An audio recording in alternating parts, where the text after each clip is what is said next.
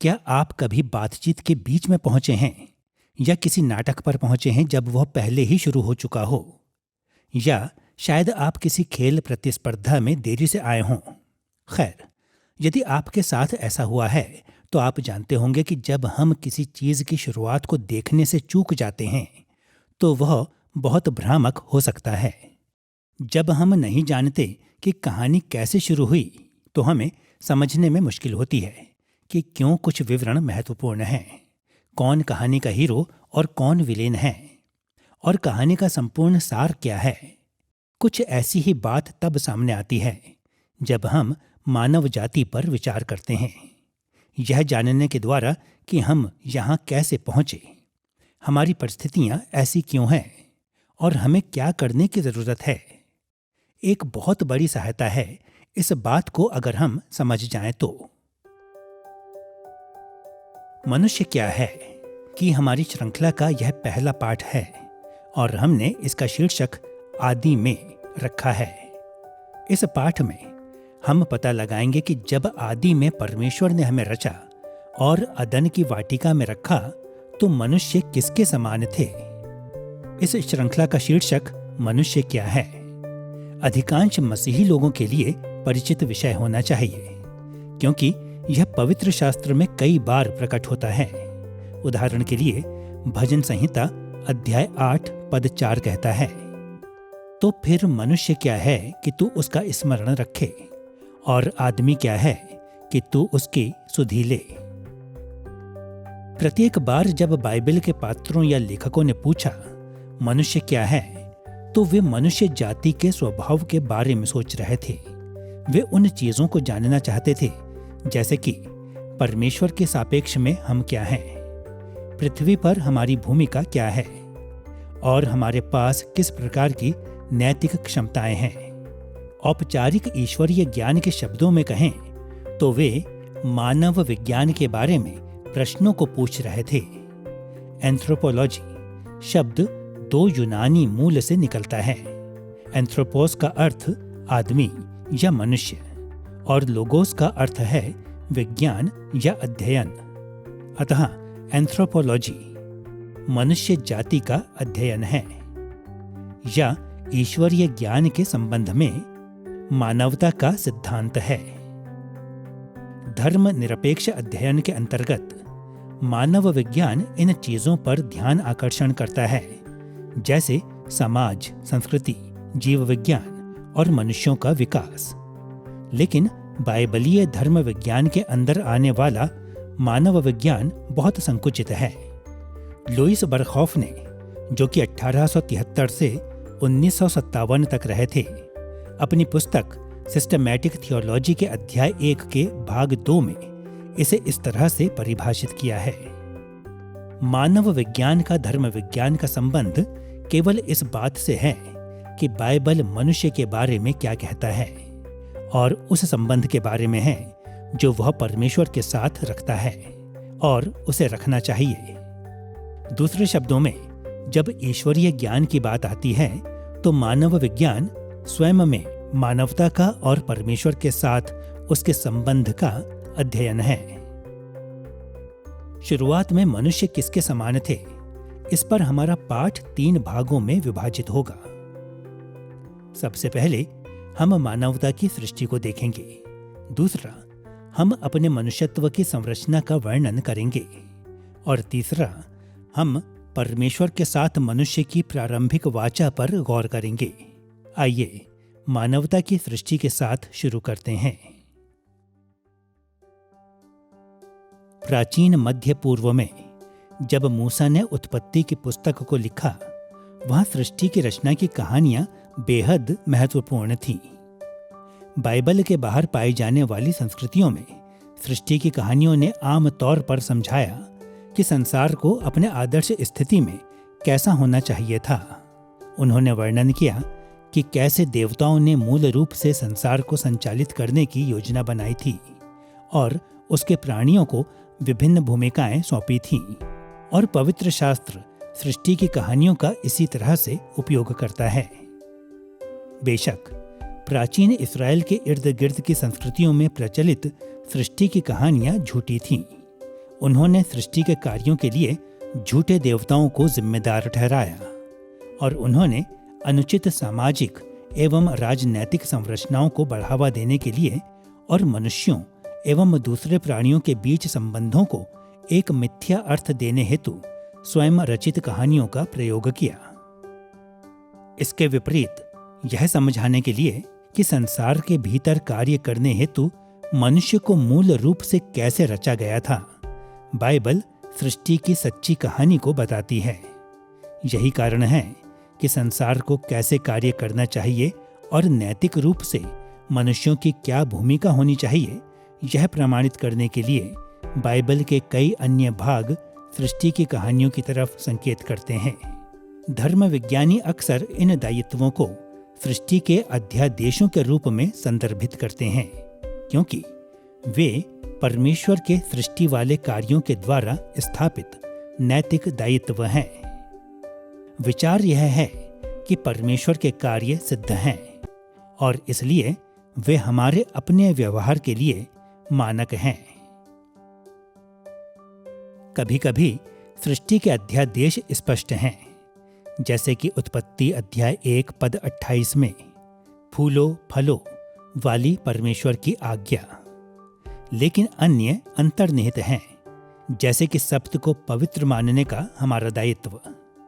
सृष्टि की कहानियां स्पष्ट रूप से नहीं कहती कि मनुष्यों को प्रत्येक 7वें दिन विश्राम करना चाहिए, लेकिन 10 आज्ञाओं में निर्गमन अध्याय 20 पद 11 में मूसा ने स्पष्ट किया कि 6 दिन कार्य करने और 7वें दिन विश्राम करने का परमेश्वर का पैटर्न मनुष्य को भी ऐसा करने के लिए बाध्य करता है।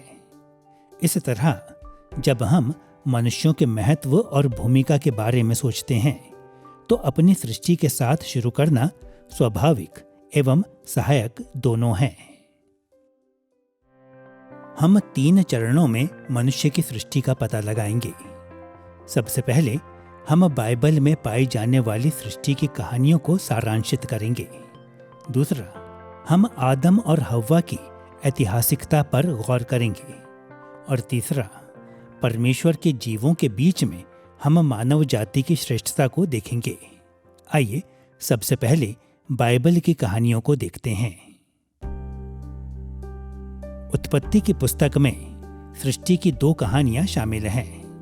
पहली उत्पत्ति अध्याय 1 पद 1 से अध्याय 2 पद 3 में है और दूसरी उत्पत्ति अध्याय 2 पद 4 से 25 में है।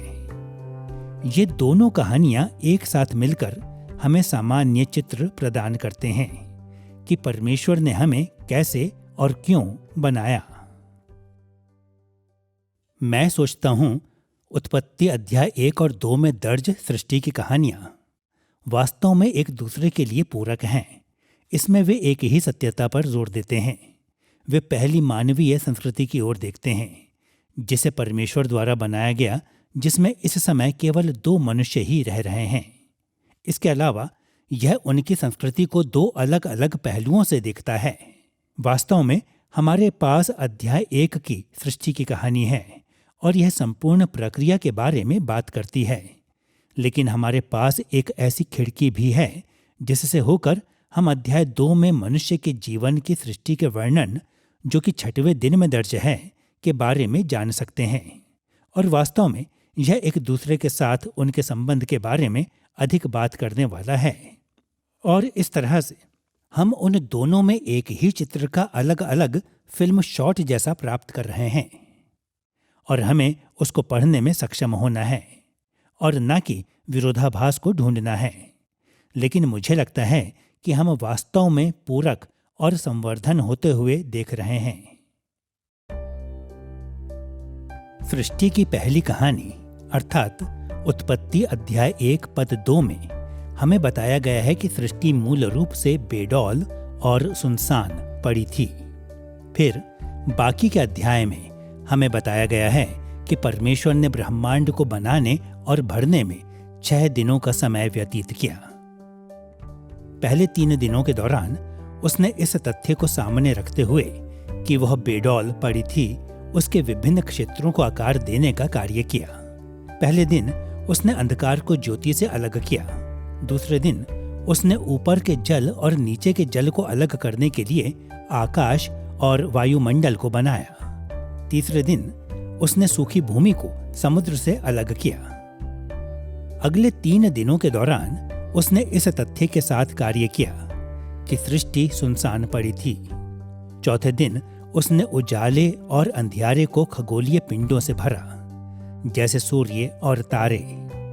5वें दिन वह आकाश में पक्षियों और समुद्रों में समुद्री जीवों को रखता है।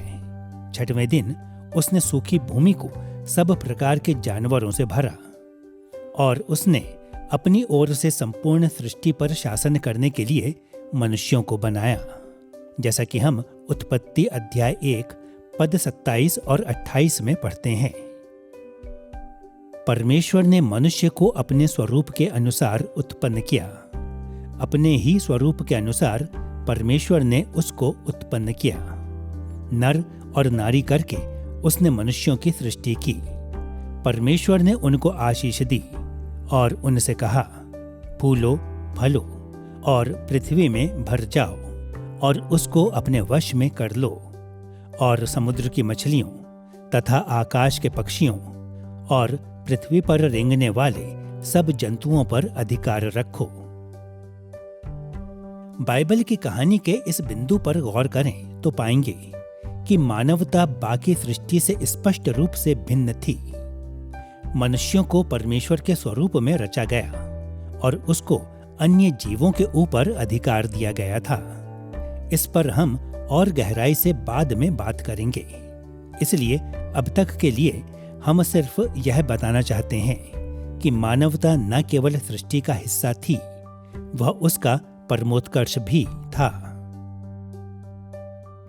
उत्पत्ति अध्याय 2 पद 4 से 25 में सृष्टि की दूसरी कहानी में 6वें दिन पर परमेश्वर के कार्य से संबंधित और विवरण शामिल हैं, जब उसने भूमि के जानवरों और मानवता को रचा।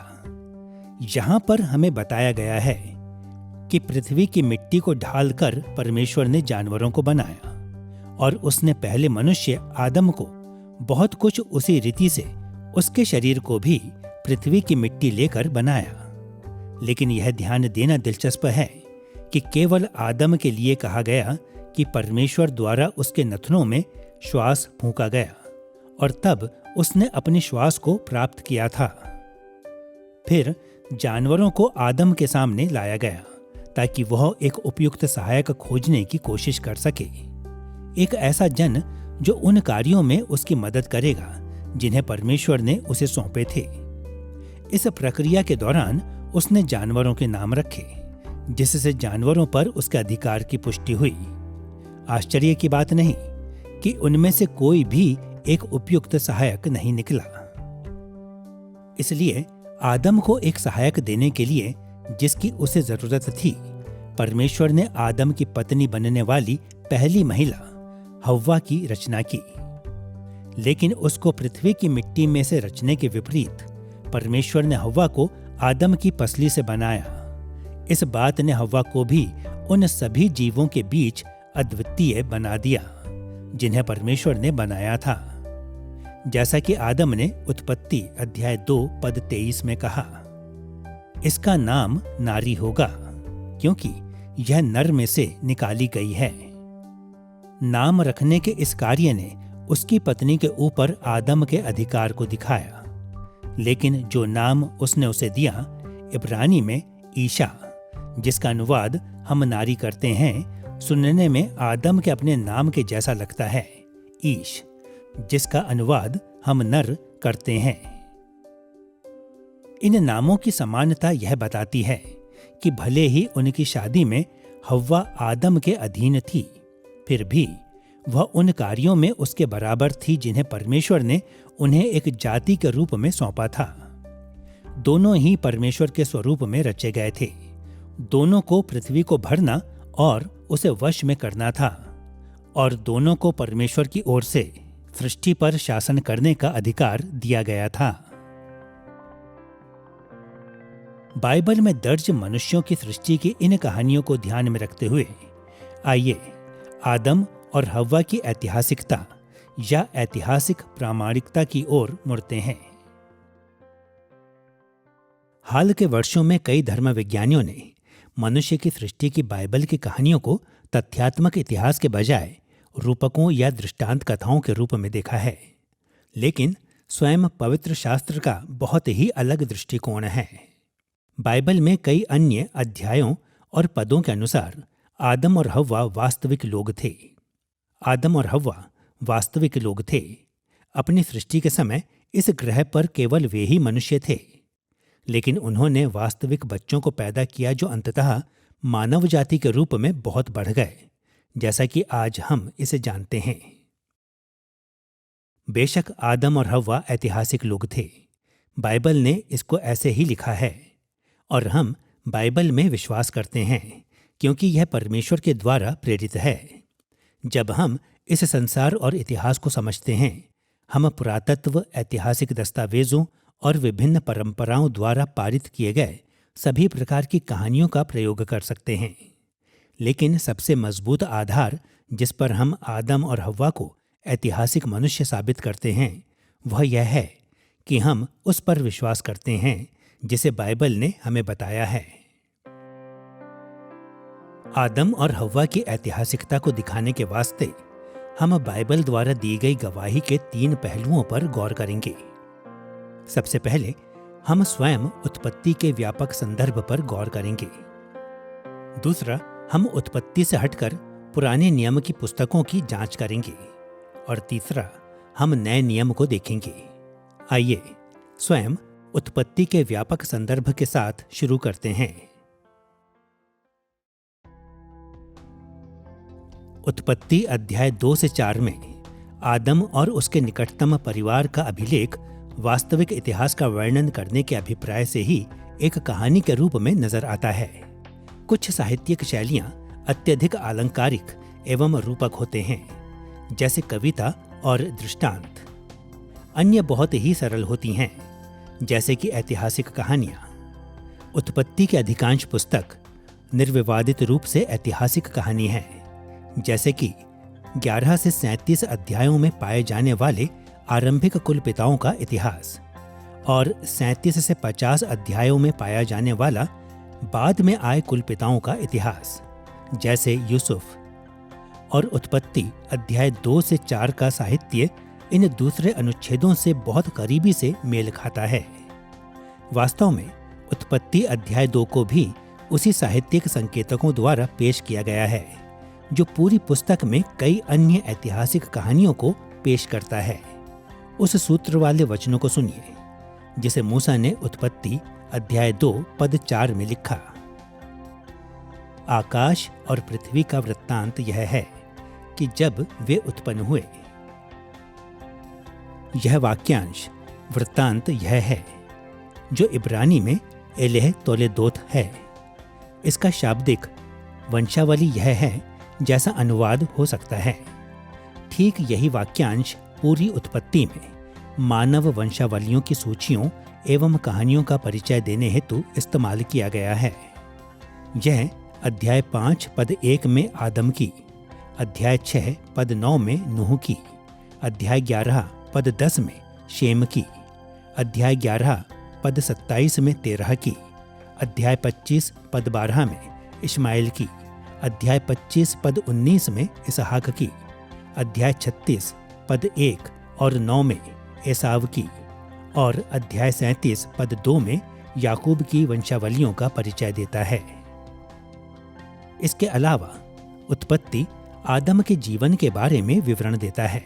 उदाहरण के लिए हमें बताया गया है कि हव्वा गर्भवती हुई और हमें उनके बच्चों में से 3 के नाम बताए गए हैं, कैन, हाबिल और शेत। हमें यह भी बताया गया कि आदम कितने समय तक जीवित रहा, कि वह 130 वर्ष का था जब शेत पैदा हुआ था और जब वह 930 का था तब उसकी मृत्यु हो गई। यह जीवन काल आज के मनुष्यों के जीवन की तुलना में बहुत लंबा है, लेकिन यह फिर भी स्पष्ट रूप से ऐतिहासिक आंकड़ों के रूप में प्रस्तुत किया गया है। इसलिए इन अध्यायों की कहानी के साहित्यिक ढांचे, वंशावली सूत्र जिसके द्वारा उनका परिचय हमें मिलता है, और आदम के जीवन से जुड़े विवरणों के प्रकाश में हम लोग निश्चित हो सकते हैं कि मूसा का अभिप्राय यही था कि उत्पत्ति अध्याय 2 से 4 को इतिहास के रूप में पढ़ा जाए। दूसरे शब्दों में वह चाहता था कि उसके पाठक विश्वास करें कि आदम और हव्वा वास्तविक ऐतिहासिक लोग थे।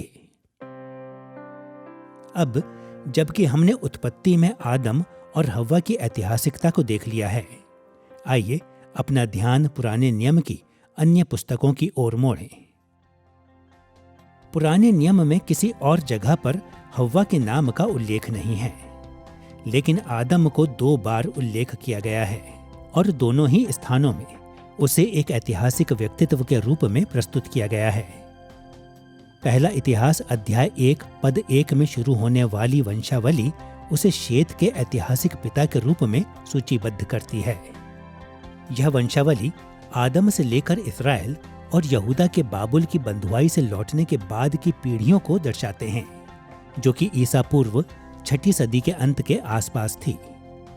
और लौटने वाले बंधुआइयों के लिए यह ऐतिहासिक वंशावली महत्वपूर्ण और सटीक थी, क्योंकि इसने प्रतिज्ञा किए हुए देश में और विरासत को स्थापित करने में उनकी मदद की। मिथक पर आधारित वंशावली इस उद्देश्य को पूरा नहीं कर पाती और इसलिए यह इतिहास के लेखक के मूल श्रोताओं के लिए प्रेरक नहीं होती। आदम का दूसरा उल्लेख होशे में प्रकट होता है। यह पद इस्राएल के ऐतिहासिक लोगों के पापों की तुलना आदम के पाप से करता है। होशे अध्याय 6 पद 7 को सुनिए। परंतु उन लोगों ने आदम के समान वाचा को तोड़ दिया, उन्होंने वहां मुझसे विश्वासघात किया है। होशे अध्याय 6 पद 7। कुछ व्याख्याकार विश्वास करते हैं कि यह संदर्भ यहोशू अध्याय 3 पद 16 में उल्लिखित आदम नाम के नगर के लिए है, लेकिन उस नगर के पाप करने का यहोशू में ऐसा कोई संदर्भ नहीं है। इसलिए होशे में इसे एक पर्याय के रूप में इस्तेमाल किया जाना अजीब होगा, विशेषकर तब जब हमारे पहले पिता का पाप इतना प्रसिद्ध था और मानवता के लिए इसके परिणाम इतने भयानक थे। अन्य लोग सुझाव दे सकते हैं कि इस तुलना के उपयोगी साबित होने के लिए आदम का ऐतिहासिक व्यक्तित्व होना जरूरी नहीं है, लेकिन जैसा कि हम नए नियम में देखेंगे, आदम के साथ वाचा तभी सार्थक है यदि वह ऐतिहासिक थी। अब जबकि हमने उत्पत्ति में आदम और हव्वा की ऐतिहासिकता को उत्पत्ति और बाकी के पुराने नियम में देख लिया है, आइए अपना ध्यान नए नियम की ओर मोड़ते हैं। नया नियम आदम के बारे में कई बार बोलता है और नए नियम के लेखक बार बार उसके इतिहास को ईश्वरीय ज्ञान के महत्व से जोड़ते हैं। उदाहरण के लिए रोमियो अध्याय 5 पद 12 से 21 में पौलुस ने जोर दिया कि आदम के पाप के कारण मनुष्य मरता है। इसके अलावा उसने सिखाया कि यीशु अपने विश्वासी जन को उस अभिशाप से बचाता है जो आदम के कारण हम पर पड़ा था। इसी प्रकार के वक्तव्य हम पहला कुरिन्थियों अध्याय 15 पद 22 और 45 में भी देख सकते हैं। इसलिए यदि आदम ऐतिहासिक व्यक्तित्व नहीं था, तो फिर यीशु हमें किस चीज से बचाता है? यदि परमेश्वर के खिलाफ पाप करने के लिए कोई ऐतिहासिक आदम मौजूद नहीं था, तो फिर क्रूस पर मरने के लिए हमें किसी ऐतिहासिक यीशु की जरूरत नहीं पड़ती। पौलुस ने आदम की ऐतिहासिकता को पहला तीमुथियुस अध्याय 2 पद 13 और 14 में भी प्रमाणित किया, जहां वह कहता है कि आदम को हव्वा से पहले रचा गया और आदम से पहले हव्वा ने पाप किया। यहूदा पद 14 आदम की वंशावलियों को भरोसेमंद मानता है, जब वह हनोक को आदम की 7वीं पीढ़ी के रूप में गिनता है। और वास्तव में पुराने या नए नियम में ऐसा कोई भी एक स्थान नहीं है जो सुझाव देता हो कि आदम एक वास्तविक ऐतिहासिक व्यक्तित्व नहीं था। मैं सोचता हूं कि आदम और हव्वा की ऐतिहासिकता को नकारना उस कार्य के लिए जिसमें हम विश्वास करते हैं कि यीशु मसीह करने आया था, एक बहुत बड़ा निहितार्थ है। इसलिए यदि आदम और हव्वा सिर्फ मिथक या गढ़ी गई कहानी थे, तो कोई वास्तविक ऐतिहासिक आदम और हव्वा नहीं थे। यह परमेश्वर की मूर्खता ही लगती है कि वह ऐसे मिथक के लिए आता और मरता जिसका कोई अस्तित्व ही नहीं था। और मैं सोचता हूं, भूल चूक से ऐसा कहकर हम यीशु मसीह की ऐतिहासिकता को भी झुठला रहे हैं, क्योंकि जब आप प्रेरित पौलुस को पढ़ते हैं, उदाहरण के लिए, वह हमेशा इस रूपक का उपयोग करना पसंद करता है कि आदम में सभी मरते हैं, लेकिन नया आदम जो यीशु मसीह है हमें जीवन देता है। इसलिए यदि आदम वास्तव में अस्तित्व में नहीं था, तो क्या मुझे नए आदम पर भरोसा करना चाहिए? अब जबकि हमने बाइबल की कहानियों को सारांशित करके और आदम एवं हव्वा की ऐतिहासिकता का बचाव करके मनुष्यों की सृष्टि को देख लिया है, आइए अपने ध्यान को मानवता की श्रेष्ठता की ओर मोड़ते हैं। जैसा कि हमने पहले उल्लेख किया, बाइबल स्पष्ट रूप से सिखाती है कि आदम और हव्वा को परमेश्वर ने पृथ्वी पर पाए जाने वाले अन्य जीवों से श्रेष्ठ होने के लिए रचा था। इस बात के लिए इस तथ्य में संकेत हो सकते हैं कि उत्पत्ति अध्याय 1 पद 27 छठवें दिन पर मनुष्य की सृष्टि को जानवरों की सृष्टि से एक अलग कार्य के रूप में सूचीबद्ध करता है, एक प्रकार से सृष्टि के चरम बिंदु के रूप में। और वास्तव में मानवता की सृष्टि के बाद ही उत्पत्ति अध्याय 1 पद 31 सृष्टि को सिर्फ अच्छा कहने से इसे बहुत अच्छा कहने के बयान में बदलती है। मानवता की श्रेष्ठता के संकेत उत्पत्ति अध्याय 2 पद 7 में भी हो सकते हैं, जहां सिर्फ आदम को स्पष्ट रूप से कहा गया है कि परमेश्वर द्वारा उसमें श्वास फूंकने से उसे जीवन प्राप्त हुआ था। लेकिन बाकी की सृष्टि के ऊपर आदम और हव्वा की श्रेष्ठता का वास्तविक प्रमाण इस तथ्य में पाया जाता है कि परमेश्वर ने उन्हें अपने स्वरूप में रचा और उसकी ओर से सृष्टि पर शासन करने के लिए उन्हें नियुक्त किया। उत्पत्ति अध्याय 1 पद 27 और 28 को एक बार फिर से सुनिए। परमेश्वर ने मनुष्य को अपने स्वरूप के अनुसार उत्पन्न किया। अपने ही स्वरूप के अनुसार परमेश्वर ने उसको उत्पन्न किया। नर और नारी करके उसने मनुष्यों की सृष्टि की। परमेश्वर ने उनको आशीष दी और उनसे कहा, फूलो, फलो और पृथ्वी में भर जाओ और उसको अपने वश में कर लो और समुद्र की मछलियों तथा आकाश के पक्षियों और पृथ्वी पर रेंगने वाले सब जंतुओं पर अधिकार रखो। इसी विचार को उत्पत्ति अध्याय 9 पद 2 और भजन संहिता अध्याय 8 पद 6 से 8 जैसे स्थानों में भी प्रस्तुत किया गया है। परमेश्वर ने मनुष्य की सृष्टि की ताकि वह अपनी महिमा और गुणों को उनमें इस तरह से प्रकट करे जिनमें अन्य जीव नहीं कर सकते थे। बाद के पाठ में हम परमेश्वर के स्वरूप की अवधारणा को बड़े विस्तार से देखेंगे, लेकिन अभी के लिए यह कहना पर्याप्त होगा कि परमेश्वर के स्वरूप में होना परमेश्वर की तस्वीर के समान होना है। प्राचीन मध्य पूर्व में अपने नागरिकों को राजा की भलाई और महानता का स्मरण दिलाने हेतु राजा अपने राज्य के चारों ओर स्वयं के चित्र लगाते थे। इसी तरह से मनुष्य परमेश्वर की समानता में है। हमारा अस्तित्व मात्र ही परमेश्वर की शक्ति और भलाई की ओर संकेत करता है। और क्योंकि कोई भी पृथ्वी का जीव परमेश्वर के स्वरूप में नहीं है, इसलिए कोई भी अन्य जीव इतना आदर या इतनी अंतर्निहित गरिमा का वहन नहीं कर सकता है। इससे बढ़कर परमेश्वर ने हमारे पहले माता पिता को हर एक प्राणी के ऊपर शासन करने के लिए नियुक्त किया जो उसने बनाए थे। इस तरह से मानवता सिर्फ स्वाभाविक रूप से श्रेष्ठ नहीं है, हमें एक श्रेष्ठ भूमिका भी सौंपी गई है। पृथ्वी के ऊपर परमेश्वर के शासन का संचालन करना हमारा काम है। परमेश्वर ने अपनी सृष्टि का प्रशासन हमें सौंपा है, न कि किसी जानवर को। और उत्पत्ति अध्याय 2 पद 20 में हम इस विचार की पुष्टि को देखते हैं, जहां आदम ने जानवरों को नाम देने के द्वारा उन पर अपने अधिकार का प्रयोग किया और जहां कोई भी ऐसा जानवर नहीं मिला जो उसके नियत कार्य को पूरा करने में उसकी मदद कर सके। बाद में पवित्र शास्त्र भी वर्तमान समय पर हमें लगभग स्वर्गदूतों के स्तर पर और भविष्य में स्वर्गदूतों से श्रेष्ठ रखकर मनुष्य की श्रेष्ठता की पुष्टि करता है, जैसा कि हम भजन संहिता अध्याय 8 पद 5 में पढ़ते हैं।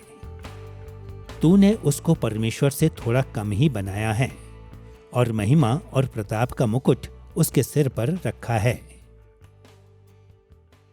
भजन अध्याय 8 के बारे में बड़ी बातों में से एक उस प्रकार की गूंज है जो उत्पत्ति अध्याय 1 पद 26 से 28 में हो रही है। एक और बाइबल में कई बातें हैं जो हमें इस बारे में बताते हैं कि परमेश्वर कितना महान है, इस बारे में कि ब्रह्मांड कितना विशाल है, और ऐसे भी पद जो हमें बताते हैं कि ब्रह्मांड कितना विशाल है, आप ब्रह्मांड की तुलना में बहुत छोटे हैं। लेकिन दोनों उत्पत्ति अध्याय 1 पद 26 एवं 28 और भजन अध्याय 8 परमेश्वर के संसार में मनुष्य को दिए गए विशेष पद के गौरव के बारे में हमें बताते हैं। वास्तव में परमेश्वर के ब्रह्मांड में मनुष्य को परमेश्वर के समान और उसके स्वरूप में रचे जाने का गौरव प्राप्त है। अब यह भाषा उसके स्वरूप में रचे गए विशेष रूप से भजन अध्याय 8 में नहीं है, लेकिन वहां पर परमेश्वर से थोड़ा कम रचे जाने वाली भाषा है, लेकिन साथ में महिमा के मुकुट का सिर पर रखा जाना भी है, और फिर निश्चित रूप से सृष्टि पर प्रभुत्व दिए जाने के बारे में है। प्रभुत्व अर्थात सृष्टि के अच्छे प्रबंधक के रूप में। यह वही है जिसे भजन अध्याय 8 में दोहराया गया है। इसलिए भजन अध्याय 8 यह देखने में हमारी मदद करता है या हमें याद दिलाता है कि जब परमेश्वर ने हमें रचा था तो उसने हमें बड़े महत्व एवं उद्देश्य के साथ रचा था। दुर्भाग्य से आज कई लोगों ने मनुष्य और जानवरों के बीच के अंतर को नष्ट करने की कोशिश की है। उदाहरण के लिए कई लोग विश्वास करते हैं कि मानव प्रजाति विकासवाद के अंतर्गत संयोग से उत्पन्न हुई है।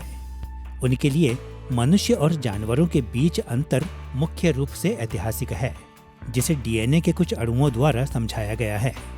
और जबकि यह दृष्टिकोण अभी भी मानता है कि मानसिक रूप से मनुष्य जानवरों से बेहतर है, लेकिन यह परमेश्वर के स्वरूप के रूप में हमारे पास मौजूद मौलिक गरिमा को नकारता है और सृष्टि के यथोचित शासकों के रूप में हमारे अधिकार को नजरअंदाज करता है।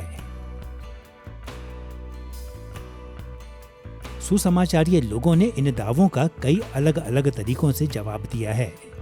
स्पेक्ट्रम की एक छोर पर हम में से कुछ लोगों का मानना है कि परमेश्वर ने 6 सौर दिनों में ब्रह्मांड की रचना की, और कई विश्वास करते हैं कि आदम और हव्वा को शायद कुछ 6000 वर्ष पहले रचा गया होगा। स्पेक्ट्रम की दूसरी छोर पर हम में से कुछ का मानना है कि सृष्टि में अधिक समय लगा, और अगर ज्यादा नहीं तो आदम और हव्वा कई हजार वर्ष पहले रचे गए थे। लेकिन इस बात पर ध्यान दिए बगैर कि हम किस दृष्टिकोण को अपनाते हैं, हम सबको सहमत होना चाहिए कि मानवता को गरिमा और अधिकार दोनों में बाकी सृष्टि से श्रेष्ठ रचा गया था। अब तक हमारे अध्ययन ने कि शुरुआत में मानवता किसके समान थी, इस बारे में हमारे पहले माता पिता की सृष्टि पर ध्यान केंद्रित किया है। आइए अब अपने ध्यान को अपने व्यक्तित्व की संरचना की ओर बढ़ाते हैं। जब हम अपनी संरचना की बात करते हैं तो हमारे दिमाग में वे विभिन्न भाग हैं जो एक मनुष्य को बनाते हैं। पवित्र शास्त्र हमारे घटक भागों का वर्णन करने के लिए भाषा की एक विस्तृत विविधता का उपयोग करता है। यह हमारे शरीर, मांस, दिल, दिमाग, आत्मा, प्राण और कई अन्य चीजों के बारे में बात करता है। लेकिन सदियों से धर्म विज्ञानियों ने आम तौर पर सहमति व्यक्त की है कि उन सभी भागों को 2 चीजों के संदर्भ में सारांशित किया जा सकता है। एक भौतिक भाग जिसे आमतौर पर हमारा शरीर कहा जाता है, और एक अभौतिक भाग जिसे आमतौर पर हमारा प्राण या आत्मा कहा जाता है। अधिकांश सुसमाचारीय धर्म विज्ञानी सहमत हैं कि मनुष्य भौतिक शरीर और अभौतिक आत्मा से मिलकर बनता है, और ये भाग एक व्यक्ति में एकीकृत होते हैं। लेकिन उस विविध शब्दावली के द्वारा जिसका उपयोग पवित्र शास्त्र हमारा वर्णन करने के लिए करता है, इन बिंदुओं पर आकर उसकी शिक्षाओं को जटिल कर देता है, विशेषकर जब वह हमारे अभौतिक प्राणों की बात करता है। फिर भी जब बाइबल भौतिक और अभौतिक संदर्भ में हमारे मानवीय स्वभाव को सारांशित करती है, तो अक्सर यह हमारे भौतिक भाग के लिए एक ही शब्द का और दूसरा एक ही शब्द हमारे अभौतिक भाग के लिए प्रयोग करता है। उदाहरण के लिए 2 कुरिन्थियों अध्याय 7 पद 1 में पौलुस ने लिखा, तो आओ हम अपने आप को शरीर और आत्मा की सब मलिनता से शुद्ध करें और परमेश्वर का भय रखते हुए पवित्रता को सिद्ध करें। इस पद में पौलुस ने संकेत दिया कि हमारा मानवीय स्वभाव 2 भागों के संदर्भ में सारांशित किया जा सकता है, भौतिक शरीर और अभौतिक आत्मा। और हम इसी शब्द विन्यास को पूरे पवित्र शास्त्र में पाते हैं, जिनमें शामिल हैं रोमियो अध्याय 8 पद 10, 1 कुरिन्थियों अध्याय 7 पद 34, कुलुस्सियों अध्याय 2 पद 5, याकूब अध्याय 2 पद 26 और 1 पत्रस अध्याय 4 पद 6। बाइबल सिखाती है कि मनुष्य भौतिक भाग, जिसे शरीर कहते हैं, प्राण, आत्मा, मन, इस तरह के विभिन्न शब्दों जैसे नाम के अभौतिक भाग दोनों से मिलकर बना है। और मानव स्वभाव के ये दोनों भाग आवश्यक हैं और सृष्टि में हमारे शुरुआती स्वभाव का हिस्सा होंगे और अंततः पुनरुत्थान में हमारे स्वभाव का हिस्सा होंगे। इसलिए हम अंततः सिर्फ एक प्राणी या सिर्फ एक आत्मा नहीं बन जाते हैं, अंततः शरीर पुनर्जीवित होगा। इसलिए ये दोनों मानव स्वभाव के भाग हैं, जिनमें दोनों का वर्तमान और भविष्य वाला महत्व है। इस समझ के अनुरूप मनुष्य की संरचना की हमारी चर्चा 2 भागों में विभाजित होगी। सबसे पहले हम देखेंगे कि प्रत्येक मनुष्य के पास एक भौतिक शरीर होता है और दूसरा हम इस तथ्य को संबोधित करेंगे कि हमारे पास अभौतिक आत्मा भी है। आइए पहले हमारे भौतिक शरीर की ओर बढ़ते हैं। हमारे मानव स्वभाव के भौतिक या शारीरिक पहलू को संदर्भित करने के लिए पवित्र शास्त्र कई शब्दों का प्रयोग करता है। सबसे अधिक बार यह शरीर शब्द का उपयोग यह कहने के लिए करता है कि मनुष्य वास्तविक भौतिक पदार्थ से बना है, जैसा कि यीशु ने मत्ती अध्याय 10 पद 28 में हमारे मानवीय स्वभाव के बारे में कहा, जो शरीर को घात करते हैं पर आत्मा को घात नहीं कर सकते, उनसे मत डरना, पर उससे डरो जो आत्मा और शरीर दोनों को नरक में नष्ट कर सकता है। इस पद में हमारी आत्मा या अभौतिक गुणों से अलग हमारे भौतिक गुणों को संदर्भित करने के लिए यीशु ने शरीर शब्द का उपयोग किया। शरीर शब्द का उपयोग करने के अलावा बाइबल हमारे भौतिक गुणों को कुलुस्सियों अध्याय 1 पद 24 जैसे स्थानों में मांस के रूप में भी बताती है। मांस और लहू 1 कुरिन्थियों अध्याय 15 पद 50 और इब्रानियों अध्याय 2 पद 14 में, और मांस और हड्डी उत्पत्ति अध्याय 2 पद 23 में, और शब्द शक्ति व्यवस्था विवरण अध्याय 6 पद 5 और मरकुस अध्याय 12 पद 30 में हमारी भौतिक क्षमताओं को संदर्भित करता है। जाहिर है शरीर में कई अलग अलग हिस्से होते हैं। कभी कभी शरीर को सामूहिक रूप से इसके भागों के योग के रूप में संदर्भित किया जाता है, जैसे कि रोमियो अध्याय 7 पद 23 में अंगों वाले शब्द के रूप में। लेकिन बाइबल कई अंगों की उनकी अपनी पहचान भी करती है, जैसे हाथों, पैरों, आंखों और इसी तरह से अन्य। अब जबकि पवित्र शास्त्र में उल्लिखित शरीर के हर एक अंग की लंबी सूची हम लोग तैयार कर सकते हैं, लेकिन यह कोई खास उद्देश्य को पूरा नहीं करेगी। पवित्र शास्त्र के मार्गदर्शन के पीछे चलते हुए धर्म विज्ञानी इन अंगों में से प्रत्येक को बड़े पूरे के रूप में समझने में संतुष्ट हैं, जिसे हम भौतिक शरीर के रूप में पहचानते हैं। अब यह समझना महत्वपूर्ण है कि हमारे भौतिक शरीर केवल अस्थायी नहीं है, वे हमारे अस्तित्व के आवश्यक पहलू और हमारे मानव स्वभाव के महत्वपूर्ण भाग हैं। हमारे शरीर की शुरुआत तब होती है जब हमारा गर्भधारण होता है और वे हमारे साथ हमारे सांसारिक जीवन भर बने रहते हैं। और भले ही हमारे भौतिक शरीर मृत्यु के समय हमारी अभौतिक आत्माओं से अलग हो जाते हैं, फिर भी वे हमारा हिस्सा बने रहते हैं। यह एक कारण है कि पवित्र शास्त्र अक्सर मृतकों की बात करता है, जैसे कि वे अपनी कब्रों में मौजूद हैं, और मृत शरीरों की उन्हीं लोगों के रूप में पहचान करता है जैसे कि वे जीवन में थे। जब हम यहोयादा के संबंध में इसको देखते हैं, जिसे दूसरा इतिहास अध्याय 24 पद 15 और 16 में दाऊद के नगर में राजाओं के संग दफनाया गया था, और प्रेरितों के काम अध्याय 13 पद 36 में पतरस ने दाऊद का अपने पितरों के साथ दफन होने की बात कही। यीशु के मित्र लाजर के लिए भी यूहन्ना अध्याय 11 पद 17 में कहा गया कि वह व्यक्तिगत रूप से अपनी कब्र में था, और स्वयं यीशु के लिए भी प्रेरितों के काम अध्याय 13 पद 29 और 30 में कहा गया कि वह अपने पुनरुत्थान से पहले कब्र में पड़ा था।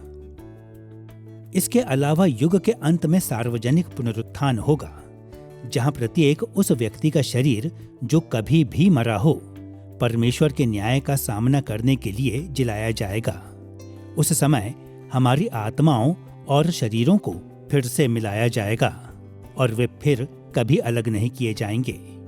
छुड़ाए हुए लोग नए आकाश और नई पृथ्वी में नए जीवन के लिए उठेंगे, लेकिन दुष्ट लोग दंड और अनंत शारीरिक पीड़ा के लिए उठेंगे। यूहन्ना अध्याय 5 पद 28 और 29 में यीशु के वचनों को सुनिए। वह समय आता है कि जितने कब्रों में हैं वे उसका यानी मनुष्य के पुत्र का शब्द सुनकर निकल आएंगे। जिन्होंने भलाई की है वे जीवन के पुनरुत्थान के लिए जी उठेंगे, और जिन्होंने बुराई की है वे दंड के पुनरुत्थान के लिए जी उठेंगे। हमारे भौतिक शरीर की इस समझ को ध्यान में रखकर आइए अपनी संरचना के दूसरे पहलू को संबोधित करते हैं, हमारी अभौतिक आत्मा। जैसा कि शरीर के साथ था, हमारे मानव स्वभाव के अभौतिक पहलुओं को संदर्भित करने के लिए पवित्र शास्त्र विभिन्न शब्दों का प्रयोग करता है। एक सबसे आम शब्द है प्राण, जो अक्सर इब्रानी शब्द नेफेश या यूनानी शब्द सुके का अनुवाद करता है। ये शब्द सामान्य रीति से मानव के अभौतिक शरीर की पूर्णता की तरफ संकेत करते हैं, लेकिन कभी-कभी वे संपूर्ण मनुष्य को भी इशारा करते हैं, जिसमें भौतिक शरीर शामिल है। उदाहरण के लिए उत्पत्ति अध्याय 2 पद 7 हमें बताता है कि जब परमेश्वर ने आदम में जीवन का श्वास फूंका तो आदम जीवित प्राणी या नेफेश बन गया। इस घटना में इसका अर्थ है कि वह जीवित सांस लेने वाला मनुष्य बन गया। और यूहन्ना अध्याय 15 पद 13 में हमारे शारीरिक जीवनों को संदर्भित करने के लिए यीशु ने सुके शब्द का प्रयोग किया, जब उसने समझाया कि महान प्रेम इसमें है कि कोई अपने मित्रों के लिए अपना प्राण अर्थात सुके दे। हमारे अभौतिक भागों के लिए सबसे आम शब्दों में दूसरा है आत्मा, जो आम तौर पर इब्रानी में रुआख या यूनानी शब्द न्यूमा का अनुवाद है। दोनों ही शब्द अक्सर मानव स्वभाव के अभौतिक पहलू को संदर्भित करते हैं, और इस अर्थ में वे प्राण के लिए शब्दों के साथ अपेक्षाकृत समानार्थी हैं। हालांकि आत्मा भी कई अन्य चीजों का उल्लेख कर सकती है, जैसे कि सांस, हवा या यहाँ तक कि एक अभिवृत्ति या आचरण, जैसा कि दूसरा तीमुथियुस अध्याय 1 पद 7 में वाक्यांश भय की आत्मा। इन शब्दों के अलावा पवित्र शास्त्र के पास हमारे अभौतिक अस्तित्व के विभिन्न पहलुओं के लिए कई शब्द हैं। उदाहरण के लिए बुद्धि आमतौर पर हमारे नैतिक, बौद्धिक और तर्कसंगत विचारों की सीट की पहचान करता है।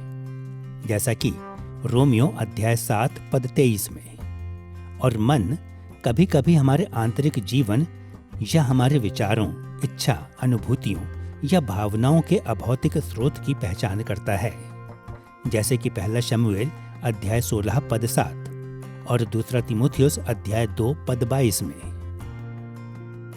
यहाँ तक कि इब्रानी शब्द मेह, जिसका सामान्य रीति से आंत्र, गर्भ या आंतरिक अंगों के लिए अनुवाद होता है, भजन अध्याय 40 पद 8 जैसे स्थानों में हमारे अभौतिक अस्तित्व को संदर्भित करता है।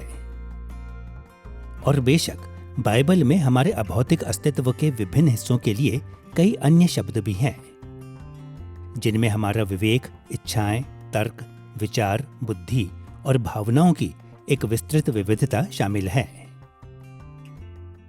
सामान्य तौर पर, जैसा कि हमारे शरीरों के साथ, धर्म विज्ञानियों ने इन सभी हिस्सों को बड़े पूरे से संबंधित के रूप में समझा है, जिनकी पहचान हम अपने अभौतिक प्राण या आत्मा के रूप में करते हैं।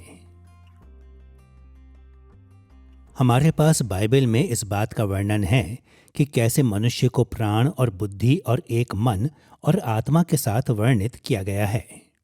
और इनमें से कुछ शब्द पर्यायवाची हैं, वे परस्पर व्यापन हैं, लेकिन उनके अलग अलग कार्य हैं। इस तरह दिल आत्मिक केंद्र और व्यक्ति के केंद्र का एक रूपक है। बुद्धि मन का हिस्सा हो सकता है, वैसे ही इच्छा भी मन का हिस्सा हो सकता है। भावनाएं मन में हैं। इस तरह मन सोचता है, मन चुनाव करता है, मन विश्वास करता है, मन महसूस करता है।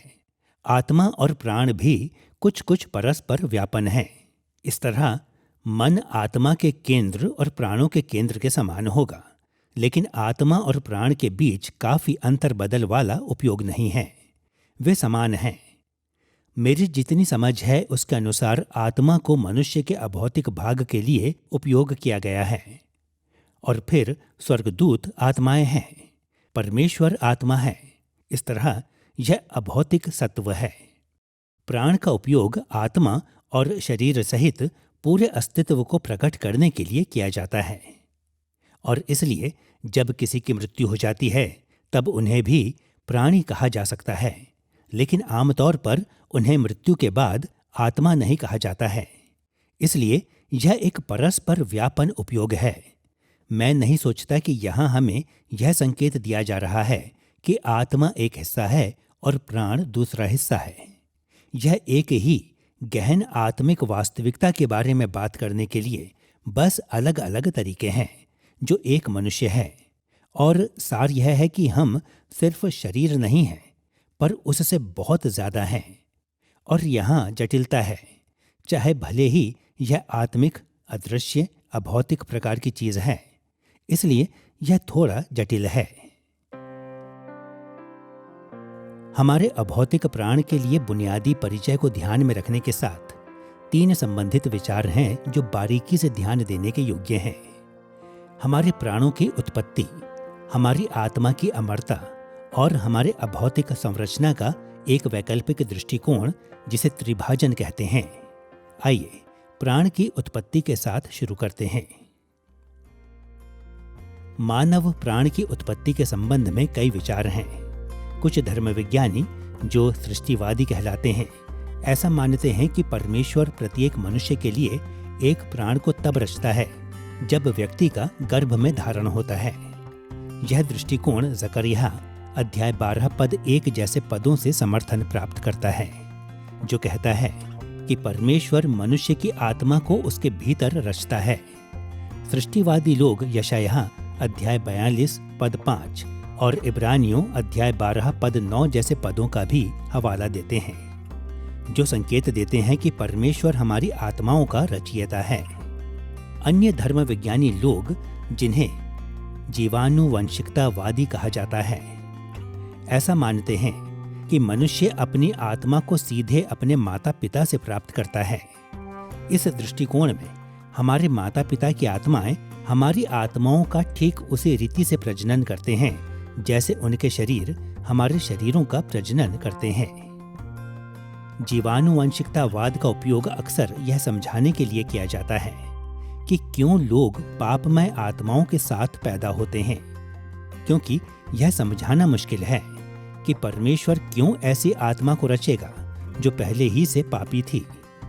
जीवानुवंशिकतावादी लोग रोमियो अध्याय 5 पद 12 जैसे पदों पर विश्वास करते हैं, जो संकेत देते हैं कि हमने साधारण और प्राकृतिक पीढ़ी के माध्यम से अपने पापमयता को आदम से प्राप्त किया। और इब्रानियों अध्याय 7 पद 9 और 10 सिखाता है कि लेवी अपने पूर्वज अब्राहम के शरीर में बीजावस्था में मौजूद था। हम निश्चित हो सकते हैं कि हमारी आत्माएं परमेश्वर की ओर से आती हैं, लेकिन ऐसा कैसे होता है यह बिल्कुल स्पष्ट नहीं है।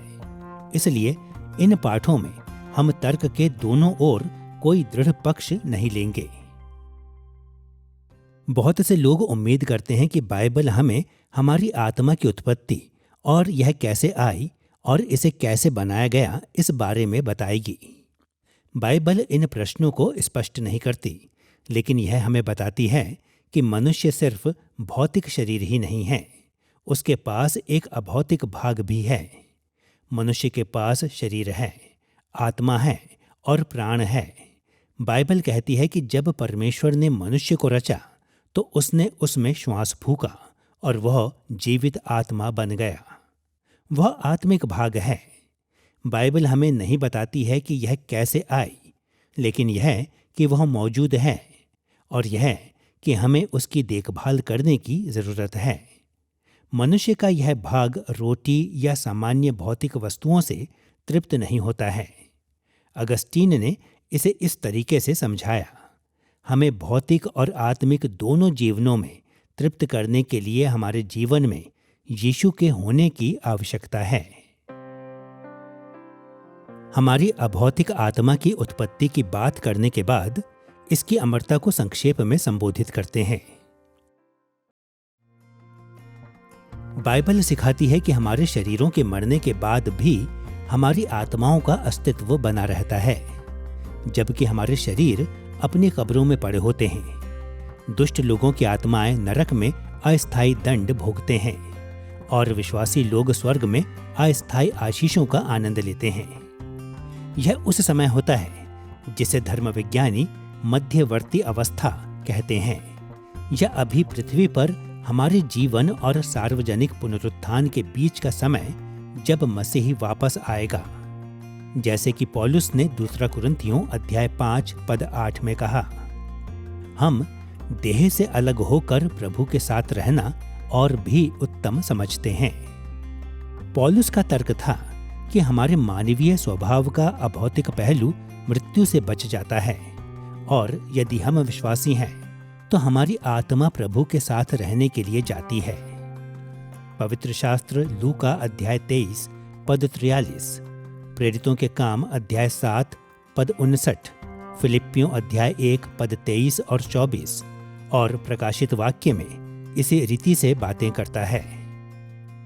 कुछ ऐसा ही अविश्वासी आत्माओं के लिए भी सच है, लेकिन स्वर्ग में प्रभु की उपस्थिति का आनंद लेने के बजाय वे नरक में दुख भोगते हैं, जैसा कि यीशु ने लूका अध्याय 12 पद 4 से 5 में सिखाया। जो शरीर को घात करते हैं परंतु उसके पीछे और कुछ नहीं कर सकते हैं, उनसे मत डरो। घात करने के बाद जिसको नरक में डालने का अधिकार है, उसी से डरो। हालांकि नरक मृत्यु का स्थान है, यह पहचानना महत्वपूर्ण है कि पवित्र शास्त्र में मृत्यु ऐसी चीज नहीं है जिससे अस्तित्व समाप्त हो जाए। इसके विपरीत यह परमेश्वर के दंड के अधीन आने का मामला है। इसलिए सजा और आशीष के दृष्टिकोण से नरक में आत्माएं मर चुकी हैं, लेकिन अस्तित्व के दृष्टिकोण से वे आत्माएं हमेशा के लिए जारी रहती हैं। अस्थायी सजा और आशीष की मध्यवर्ती अवस्था के बाद सार्वजनिक पुनरुत्थान में हमारी आत्माएं हमारे शरीरों के साथ फिर से मिल जाएंगी। उस समय पर हम अपने अंतिम स्थायी निवासों को जाएंगे। दुष्ट लोग शारीरिक एवं आत्मिक रूप से नरक में पीड़ा भोगेंगे, लेकिन विश्वासियों के रूप में जब हमारे पुनर्जीवित शरीर हमारी अमर आत्माओं के साथ मिल जाते हैं, तो हम शारीरिक एवं आत्मिक रूप से मसीह के साथ नए स्वर्ग और नई पृथ्वी में हमेशा के लिए रहेंगे। अब जबकि हमने मनुष्य के अभौतिक आत्मा का उसकी उत्पत्ति और अमरता के संदर्भ में विचार कर लिया है, सो अब हमें त्रिभाजन के सिद्धांत का उल्लेख करना चाहिए। मसीह के लोगों के रूप में हम जानते हैं कि मनुष्य सिर्फ भौतिक जीव नहीं है। आखिरकार पवित्र शास्त्र हमारे अभौतिक आत्माओं के बारे में विस्तृत तरीकों से बात करता है। सुसमाचारीय धर्म विज्ञानियों और विद्वानों के बीच सबसे आम दृष्टिकोण वह है जिसका हम पहले ही वर्णन कर चुके हैं, जिसे द्विभाजन या द्विपक्षीय दृष्टिकोण कहते हैं। यह वह सिद्धांत है जो कहता है कि मनुष्य दो मूलभूत भागों से बना है, शरीर और आत्मा। फिर भी सभी सुसमाचारीय धर्म विज्ञानी यह नहीं मानते हैं कि हमारी संरचना को एक भौतिक शरीर और एक अभौतिक आत्मा के संदर्भ में सबसे अच्छी तरह से वर्णित किया जाता है। इसके बजाय कुछ धर्म विज्ञानी त्रिभाजन या त्रिपक्षीय दृष्टिकोण वाले सिद्धांत की पुष्टि करते हैं। यह दृष्टिकोण कहता है कि मनुष्य के 3 भाग होते हैं, शरीर, प्राण और आत्मा। त्रिभाजन मुख्य रूप से मानव प्राण और आत्मा के बीच अंतर करने वाले कुछ ही पदों के लिए अपील करता है। उदाहरण के लिए इब्रानियों अध्याय 4 पद 12 कहता है, परमेश्वर का वचन जीवित और प्रबल है और हर एक दोधारी तलवार से भी बहुत चोखा है और प्राण और आत्मा को अलग करके आर पार छेदता है। त्रिभाजन वालों का तर्क है, यह पद प्राण और आत्मा को मनुष्य के अलग अलग अभौतिक भागों के रूप में प्रस्तुत करता है। यही तर्क पहला कुरिन्थियों अध्याय 15 पद 44 और पहला थिस्सलुनीकियों अध्याय 5 पद 23 से भी बनाए जाते हैं। इस तरह के पदों के आधार पर त्रिभाजन वालों का तर्क है कि आत्मा और प्राण एक ही चीज नहीं है। हमारे प्राण की पहचान आमतौर पर हमारे निचले अभौतिक कार्यों से होती है, जैसे कि जो हमारे शरीर का संचारण करते हैं और हमारी इच्छाओं एवं भूख को पैदा करते हैं। इसके विपरीत हमारी आत्मा हमारे उच्च अभौतिक कार्यों से जुड़ी हुई है, जिनमें वे शामिल हैं जो हमें परमेश्वर से जोड़ते हैं। लेकिन चाहे हम द्विभाजन या त्रिभाजन की पुष्टि करें, हमें स्वीकार करना चाहिए कि कई सुसमाचारीय लोग दूसरे दृष्टिकोण को अच्छे अंतरात्मा से मानते हैं और हमें जोर देना चाहिए कि दोनों द्विभाजन और त्रिभाजन वाले सहमत हैं कि मनुष्य आंशिक रूप से भौतिक और आंशिक रूप से अभौतिक है। मनुष्य के द्विपक्षीय और त्रिपक्षीय दृष्टिकोणों पर लंबे समय से चर्चा की गई है और दोनों के पास कुछ भाष्यात्मक अधिकार हैं, इसलिए हम उस पर लड़ाई नहीं करेंगे और यह प्रश्न इतना महत्वपूर्ण नहीं है जो कि एक को धर्मसम्मत और दूसरे को धर्म विरोध के रूप में माना जाए। हमारे अस्तित्व की संरचना हमें बताती है कि हमारे शरीर और हमारी आत्माएं दोनों महत्वपूर्ण हैं। कभी कभी हम आत्मिकता पर इतने केंद्रित हो सकते हैं कि हम अपनी स्वयं की भौतिक जरूरतों की देखभाल करने में या हमारे आसपास वालों की भौतिक जरूरतों के लिए विफल रहते हैं, या ज्यादा बार हम पृथ्वी पर भौतिक जीवन के महत्व पर जोर इस हद तक देते हैं कि हम अपने आत्मिक विकास पर उचित ध्यान देने में विफल हो जाते हैं। लेकिन शरीर आत्मा वालों के रूप में हमारी संरचना दोनों के महत्व और अंतर संबंध को पहचानने के लिए हमें प्रोत्साहित करती है। यदि हम वास्तव में आत्मिक दिमाग वाले हैं, तो फिर हम भौतिक संसार में अपने शरीरों के साथ परमेश्वर को आदर देंगे और दूसरों की भौतिक जरूरतों की भी चिंता करेंगे। और यदि हम वास्तव में परमेश्वर की महिमा करने और उसके कार्य करने के लिए अपने शरीर का उपयोग करना चाहते हैं, तो यह हमारे दिलों और आत्माओं में आत्मिक विकास पैदा करेगा। अभी तक मनुष्य किसके समान था कि पाठ के आरंभ में हमने मानव की सृष्टि और अपने अस्तित्व की संरचना को देखा है। अब आइए अपने अंतिम प्रमुख विषय की ओर बढ़ते हैं, परमेश्वर के साथ मनुष्य का आरंभिक वाचा का संबंध। जब परमेश्वर ने आदम और हव्वा को रचा तो उसने उन्हें पृथ्वी पर यूं ही स्वतंत्र और खुला नहीं छोड़ दिया। उसने उन्हें एक उद्देश्य के लिए रचा, अर्थात पृथ्वी पर अपने राज्य को स्थापित करने के लिए।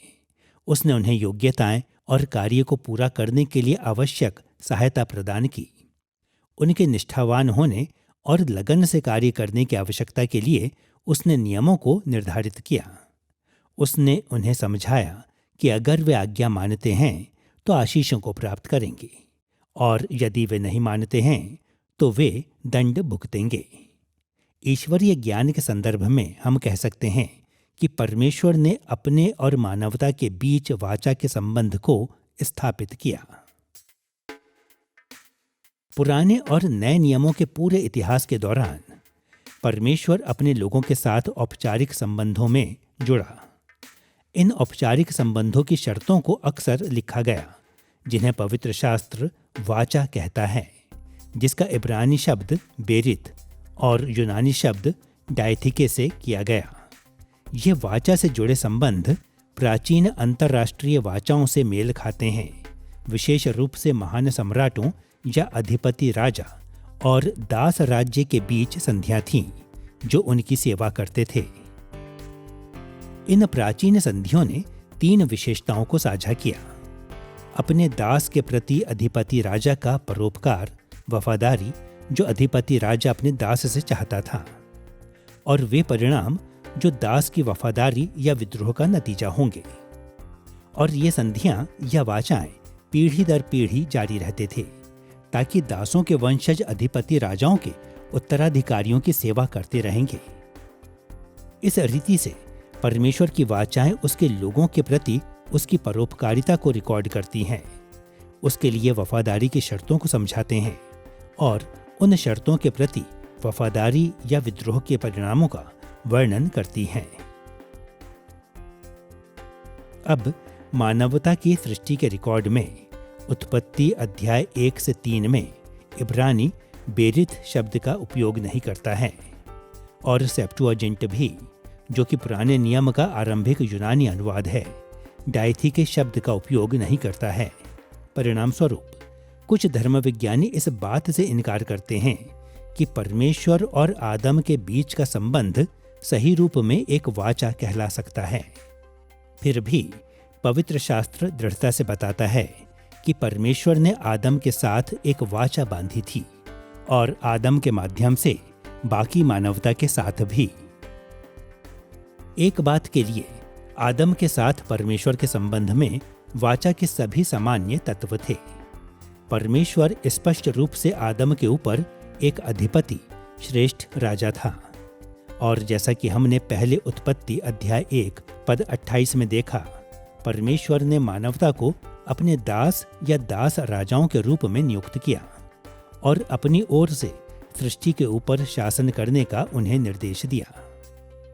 इसके अतिरिक्त आदम के साथ परमेश्वर के संबंध में परमेश्वर की परोपकारिता, आदम की वफादारी की शर्त और आदम के आज्ञा पालन या अनाज्ञाकारिता से जुड़े परिणाम शामिल थे।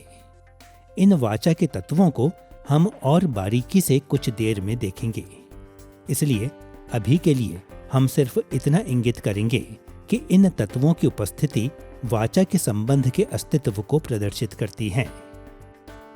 एक और बात के लिए, आदम के साथ परमेश्वर का वाचा का संबंध बाद में उत्पत्ति में नूह की कहानी में माना जाता है।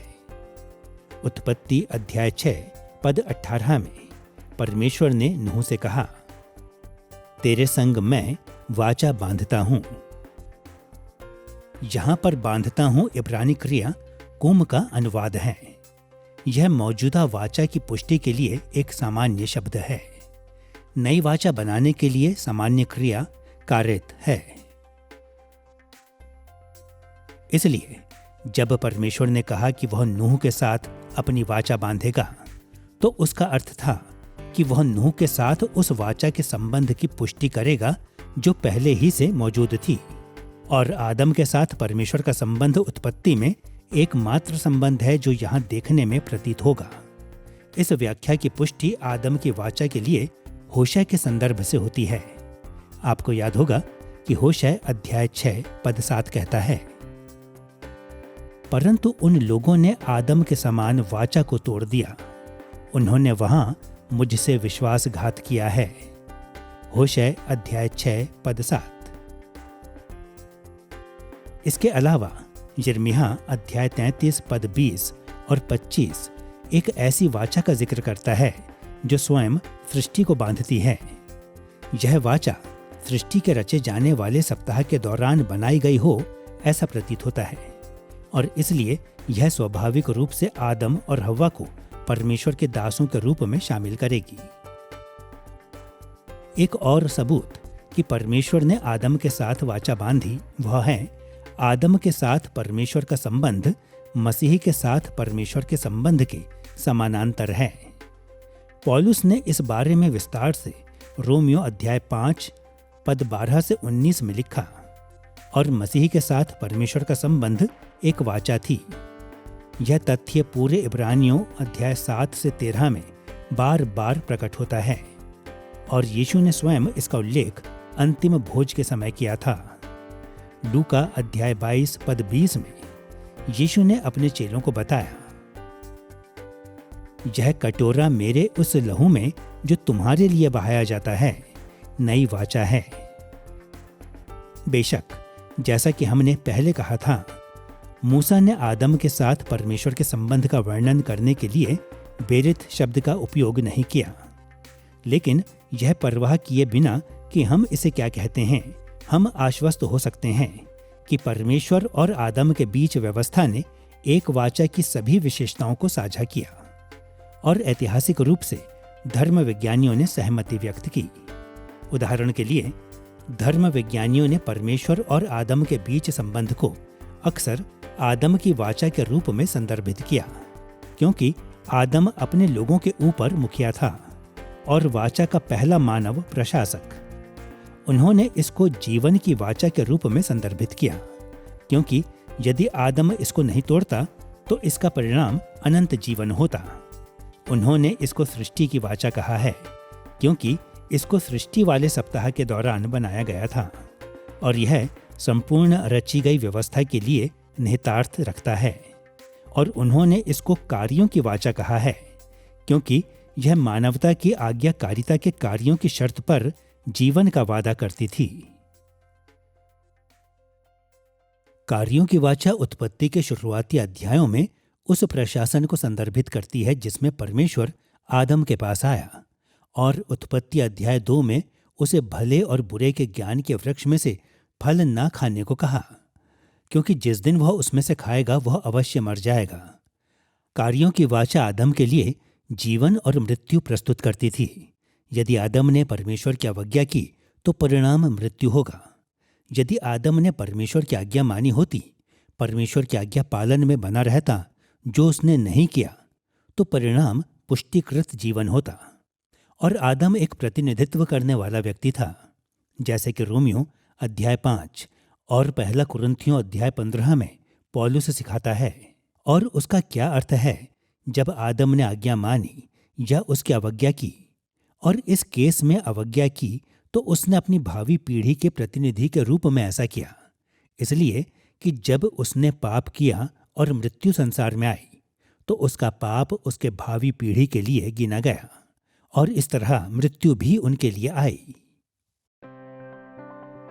आदम के साथ परमेश्वर की वाचा पर हम पहले से उल्लिखित वाचाओं के 3 बुनियादी विशेषताओं के संदर्भ में विचार करेंगे।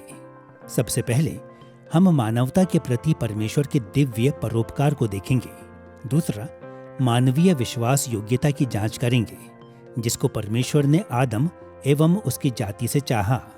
और तीसरा, हम मानवता की आज्ञाकारिता एवं अवज्ञा के द्वारा आने वाले परिणामों पर विचार करेंगे। आइए परमेश्वर के दिव्य परोपकार के साथ शुरू करते हैं। परमेश्वर का परोपकार वह भलाई एवं दयालुता है जो वह अपनी सृष्टि के प्रति व्यक्त करता है। उत्पत्ति अध्याय 1 और 2 में आदम और हव्वा के लिए किए गए भले कामों के जैसे उदाहरण के लिए, परमेश्वर ने आदम और हव्वा को अपने स्वरूप में रचा, बाकी सृष्टि के ऊपर अधिकार के पद पर उन्हें ऊंचा उठाया। दाऊद ने इस उदारता के बारे में भजन अध्याय 8 पद 4 से 6 के प्रसिद्ध वचनों में लिखा, तो फिर मनुष्य क्या है कि तू उसका स्मरण रखे, और आदमी क्या है कि तू उसकी सुधि ले। तूने उसको परमेश्वर से थोड़ा कम ही बनाया है, और महिमा और प्रताप का मुकुट उसके सिर पर रखा है। तूने उसे अपने हाथों के कार्यों पर प्रभुता दी है। तूने उसके पांव तले सब कुछ कर दिया है। जब दाऊद ने पूछा, मनुष्य क्या है कि तू उसका स्मरण रखे, तो वह स्वीकार कर रहा था कि मानवता इस लायक नहीं है कि उस पर ध्यान दिया जाए जो हम परमेश्वर से प्राप्त करते हैं। और दाऊद विशेष रीति से आदम और हव्वा और उनके वंशजों को सृष्टि के ऊपर अधिकार देने के द्वारा परमेश्वर के उपकार से प्रभावित था। आश्रय और जीविका प्रदान करने के द्वारा परमेश्वर ने दूसरे तरीके से मानवता के साथ अपनी प्रारंभिक वाचा में अपनी उदारता, दया या परोपकार को व्यक्त किया। विशेष रूप से जैसा कि हम उत्पत्ति अध्याय 2 पद 8 में पढ़ते हैं, उसने आदम और हव्वा को अदन की वाटिका में रहने की अनुमति दी, और उसने उनके लिए सभी भोजन की आपूर्ति भी की जिनकी उन्हें आवश्यकता थी। उत्पत्ति अध्याय 1 पद 29 में परमेश्वर ने आदम से कहा, जितने बीज वाले छोटे छोटे पेड़ सारी पृथ्वी के ऊपर हैं, और जितने वृक्षों में बीज वाले फल होते हैं, वे तुम्हारे भोजन के लिए हैं। आदम के पाप में गिरने के बाद परमेश्वर की वाचा और उससे जुड़ी उसकी दया अपने पूर्ण प्रदर्शन पर थी। उत्पत्ति अध्याय 2 पद 17 में परमेश्वर ने आदम को चेतावनी दी थी कि यदि वे भले और बुरे के ज्ञान के वृक्ष के फल को खाकर पाप करते हैं तो मानवता मर जाएगी। लेकिन जब उन्होंने उसे खाया तो वे मरे नहीं, कम से कम शारीरिक रूप से तो नहीं। इसके विपरीत परमेश्वर ने उन्हें छुड़ाने का एक तरीका प्रदान किया और उनका उद्धार करने के द्वारा अपने अनुग्रह को उंडेला। और उसने अपने लोगों पर पीढ़ी दर पीढ़ी के लिए उस अनुग्रह को बनाए रखा, अर्थात हर उस एक जन के लिए जो पाप से पश्चाताप करता है और उद्धार के लिए परमेश्वर की ओर देखता है। उत्पत्ति अध्याय 1 और 2 में परमेश्वर ने हर एक चीज मनुष्य जाति के लिए रची, न केवल आदम और हव्वा के लिए लेकिन उनके सभी वंशजों के लिए। वास्तव में पाप में गिरने के बाद सभी मानव जाति ने उस प्रारंभिक सृष्टि का आनंद लेना जारी रखा है, जो और भी ज्यादा आश्चर्यजनक है कि जब हमारे प्रभु यीशु मसीह पृथ्वी पर चले तो जिन चीजों की उसने घोषणा की उन पर प्रचार किया और उदाहरण के रूप में इस्तेमाल किया कि वे उत्पत्ति अध्याय 1 और पद 2 में भी हैं। जैसे जिन तारों को उसने आकाश में देखा, उन्होंने उसकी आराधना करने में उन बुद्धिमान पुरुषों का मार्गदर्शन किया, और जब उसने खेतों में प्रचार किया तो उसने विशेषकर चिड़ियों का उल्लेख किया जो ना तो बोते हैं और न काटते हैं। ये सभी उत्कृष्ट प्रचार के दृष्टांत बने। यह हमें सोचने के लिए भी प्रेरित करता है कि भविष्य में जब प्रभु फिर से आएगा तो जो महिमामय ज्योति नए आकाश और नई पृथ्वी पर प्रकट होगी, उसे पहले ही से उत्पत्ति में आश्चर्यजनक रूप से दर्ज किया गया था, क्योंकि शुरुआत में परमेश्वर ने उसको बनाया था। मेरा मानना है कि इस बहुत विशेष उद्देश्य को पूरा करना एक कारण था कि परमेश्वर ने इन चीजों को शुरुआत में बनाया। परमेश्वर के ईश्वरीय परोपकार की इस समझ को ध्यान में रखते हुए आइए मनुष्य की विश्वास योग्यता की ओर बढ़ते हैं, जो उसकी वाचा की एक महत्वपूर्ण शर्त है। मनुष्य की विश्वास योग्यता की जो शर्त परमेश्वर ने ठहराई थी, उसे दिखाने के लिए धर्म विज्ञानियों ने अक्सर उत्पत्ति अध्याय 2 पद 17 की ओर इशारा किया है, जहां परमेश्वर ने आदम को भले और बुरे के ज्ञान के पेड़ से ना खाने की आज्ञा दी थी। और जबकि यह सच है कि यह उस विश्वास योग्यता का हिस्सा था जिसे परमेश्वर मनुष्य से चाहता था, लेकिन उसकी आज्ञाएं सिर्फ निषेध किए जाने से बहुत आगे जाती हैं। धर्म विज्ञानियों के पास इन दायित्वों का वर्णन करने के विभिन्न तरीके हैं, लेकिन कई कहते हैं कि आदम ने परमेश्वर से संपूर्ण नैतिक व्यवस्था को प्राप्त किया, जिसे बाद में 10 आज्ञाओं में सारांशित किया गया था। उदाहरण के लिए वेस्टमिंस्टर कन्फेशन ऑफ फेथ, जो 1647 में पूरा हुआ, वह अध्याय 19 भाग 1 और 2 में आदम के दायित्वों का वर्णन इस प्रकार करता है। परमेश्वर ने कार्यों की वाचा के रूप में आदम को एक व्यवस्था दी, जिसके द्वारा उसने आदम और उसके सभी भावी पीढ़ी को व्यक्तिगत, संपूर्ण, सटीक और स्थायी आज्ञाकारिता के लिए बांध दिया। यह व्यवस्था उसके पाप में गिरने के बाद भी धार्मिकता का एक सिद्ध पैमाना बना रहा, और जैसा कि 10 आज्ञाओं में सीनै पर्वत पर परमेश्वर द्वारा दिया गया था। इस पाठ में हम अपनी जांच को 2 प्रकार की मानवीय वफादारी तक सीमित रखेंगे, जिन्हें परमेश्वर ने हमसे चाहा था। पहला, परमेश्वर ने आदम और हव्वा पर याजक के दायित्वों को सौंपा, और दूसरा, उसने उन्हें बाकी की सृष्टि के ऊपर शाही दायित्वों को सौंपा। आइए सबसे पहले मानवता के याजक वाले दायित्वों को देखते हैं। अदन की वाटिका में आदम की याजक वाली भूमिका स्पष्ट है। दोनों, क्योंकि वाटिका एक पवित्र स्थान के रूप में कार्य करता था, और क्योंकि आदम और हव्वा ने याजकों का कार्य किया। एक पवित्र स्थान के रूप में वाटिका मिलाप वाले तंबू का और बाद में मंदिर का पूर्वगामी था। वास्तव में मिलाप वाले तंबू की साज सज्जा और सजावट ने कई धर्मविज्ञानियों को इस निष्कर्ष पर पहुंचाया कि यह अदन की वाटिका की प्रतिकृति के रूप में था। मिलाप वाले तंबू का दीवट वाटिका के जीवन के वृक्ष जैसा दिखता था। मिलाप वाले तंबू के पर्दों और साक्षी के संदूक को सजाने वाले करूब ने उत्पत्ति अध्याय 3 पद 24 में अदन की वाटिका की रखवाली करने वाले करूब को याद दिलाया। और जिस तरह से अदन की वाटिका मिलाप वाले तंबू और मंदिर का पूर्वगामी था, आदम और हव्वा याजकों के पूर्वगामी थे, जिन्होंने उन पवित्र इमारतों में सेवा की। उदाहरण के लिए उत्पत्ति अध्याय 3 में परमेश्वर आदम और हव्वा के साथ चला और उनसे बातें की। लेव व्यवस्था अध्याय 16 के अनुसार परमेश्वर ने बाद में अपनी उपस्थिति केवल अपने महायाजक को दिखाई, और मिलाप वाले तंबू और मंदिर के केवल परम पवित्र स्थान में। वाटिका में आदम को जो काम सौंपा गया था, वह भी उसके याजक वाले कार्य की ओर इशारा करता है, क्योंकि उनका वर्णन उसी तकनीकी भाषा में है जैसे मिलाप वाले तंबू में याजकों के काम के रूप में है। उत्पत्ति अध्याय 2 पद 15 में हम पढ़ते हैं, तब यहोवा परमेश्वर ने आदम को लेकर अदन की वाटिका में रख दिया कि वह उसमें काम करे और उसकी रक्षा करे। इब्रानी शब्द आवद, जिसका अर्थ काम करना है, और शामर यहाँ पर जिसका अनुवाद रक्षा करना है, दोनों बहुत आम शब्द हैं और कई चीज़ों का अर्थ हो सकते हैं, लेकिन एक साथ वे याजक वाले काम का वर्णन करते हुए एक तकनीकी वाक्यांश को बनाते हैं। उदाहरण के लिए हम गिनती अध्याय 3 पद 8 में पढ़ते हैं, लेवी लोग मिलाप वाले तंबू के कुल सामान की और इस्राएलियों को सौंपी हुई वस्तुओं की भी रक्षा करें। इस प्रकार वे तंबू की सेवा करें। सृष्टि की कहानी में आदम और हव्वा को परमेश्वर के स्वरूप में न केवल शासन और वश में करने के लिए, लेकिन प्रतिनिधित्व करने के लिए भी रचा गया।